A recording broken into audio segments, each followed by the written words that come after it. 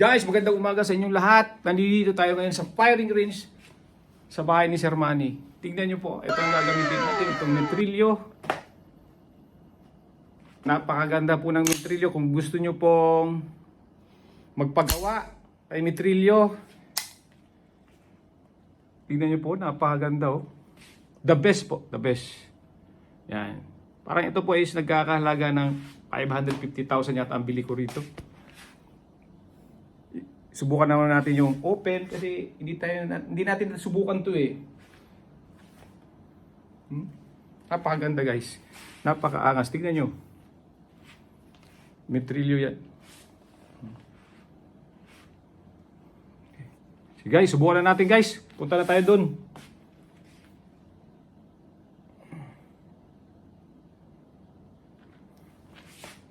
Guys, subukan na natin. Putok ito guys kung okay na ba. Guys, first time ko gumamit ng race gun. Kasi never ko itong nasubukan. Kasi parang nainganyo lang ako tignan. Kasi napakaganda, napakaangas. Mabigat nga siya. Pero kinikerry ko na rin siya. Para sigurado talaga.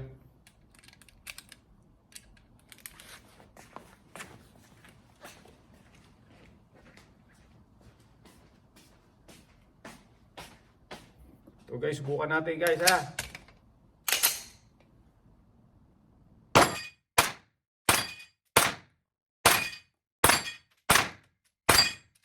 Napakaganda.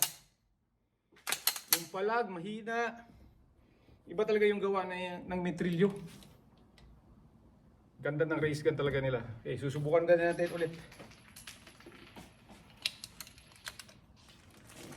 Subukan natin sa papel naman.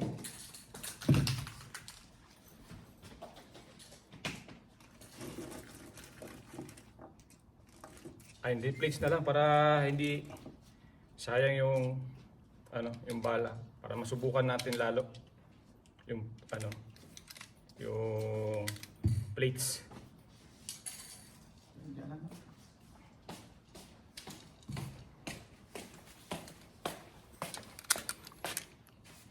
Ito naman yung maliliit ang susubukan natin guys. Ayun oh.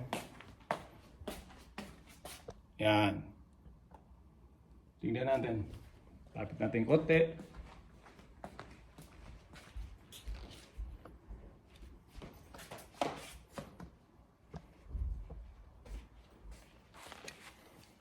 Medyo maalog.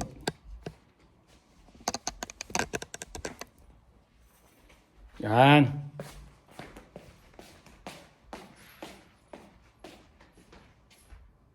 Natin ha. Okay guys, tuloy-tuloy na yan.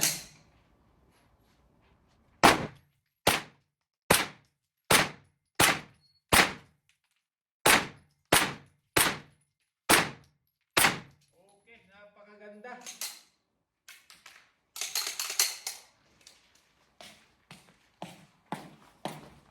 Kita nyo guys, napakaganda ng metrilyo. Oy, metrilyo, sana naman. Mar metrilyo, siya yung gumawa nitong baril ko. Napakaganda. Sulit ang paghihintay kasi pag nagpagawa ka dyan, merong 6 months, 1 year, ganun yan, katagal.